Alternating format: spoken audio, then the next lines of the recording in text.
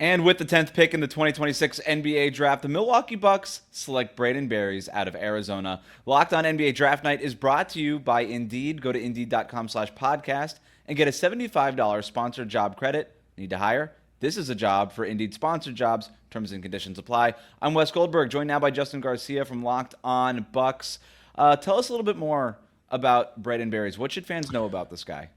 Well, so I do feel like I'm somewhat of an expert on Brayden Burries because Arizona is my school, so I watched quite a bit of them throughout this past season. I'm absolutely ecstatic that this is the pick for a number of reasons. We all kind of assumed this was going to be Nate Ament for the obvious connections, and there was a lot of the Bucks being linked to him. But Brayden Burries, leading up to the draft, it's funny that he always kind of struck me as a player already on the Bucks roster and very similar to Ryan Rollins, but with more upside. He is more of a combo guard and not necessarily a point guard, but he's got good size, and I think he's identical in size and wingspan to Rollins, but he showed the ability to defend up collegiately. He's got more bulk to his frame than some other guards, obviously collegiately, and a guy like Rollins too with that comp. So I do have a lot of confidence he's going to be able to defend at worst 1 through 3 at the NBA level. But a lot of the biggest moments and biggest shots throughout the year for Arizona Final Four team, it was Brayden Burries coming up in those moments, either as a playmaker or hitting some of their clutch shots. He's a very good shooter and got better as the season went on. Kind of hesitant early on in the season and had to wait for the percentages to kind of come along, but they did by the end of the season. That, I don't know if I'd say a knockdown shooter, but he became a very reliable shooter and has the ability to not only get into the paint, but finish at the rim. So I just think he's one of those guys all along that I thought he was going to go higher than 10 because of what we see with other teams and guards at this league. And you need a guy that's going to be able to play in the playoffs and defend multiple positions and handle that physicality. And Brayden Burries can certainly do that. Obviously, this is the first pick of the post-Giannis era. What else about Burries makes him the ideal guy here?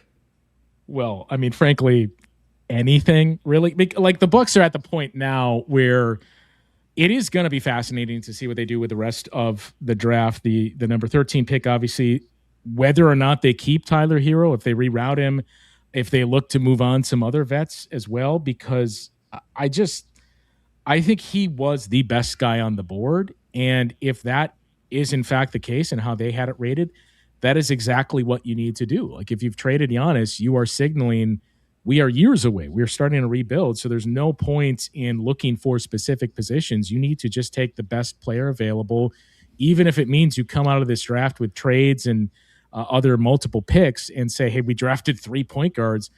Fine. If those are the best players, that's what you have to take and figure it out later.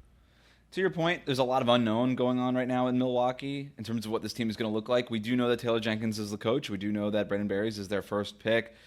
Is there anything to kind of glean as to the direction or the style of player, what the identity of this team at least wants to try to be now post Giannis? We didn't get much from Taylor Jenkins at his introductory press conference. Like what we got was basically him giving us coach speak for, we are going to be a try-hard team. You're going to be proud to watch us. We're going to be a competitive team.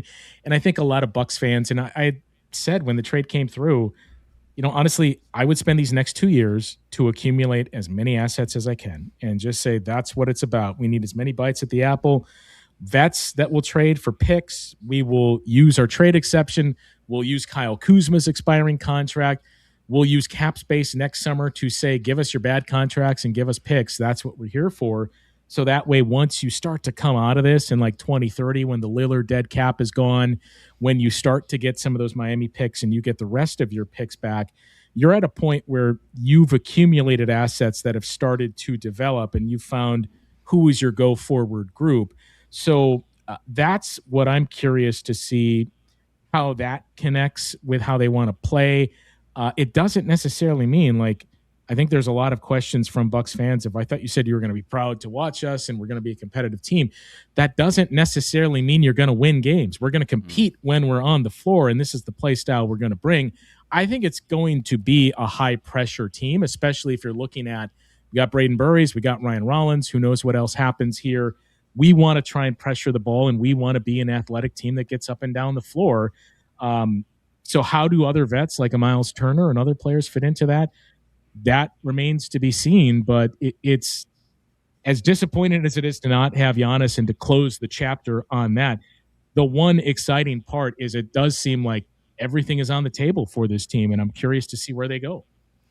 Justin Garcia, always a pleasure doing business with you. For more on Locked On Bucks, on the Milwaukee Bucks, subscribe to Locked On Bucks wherever you get your podcasts.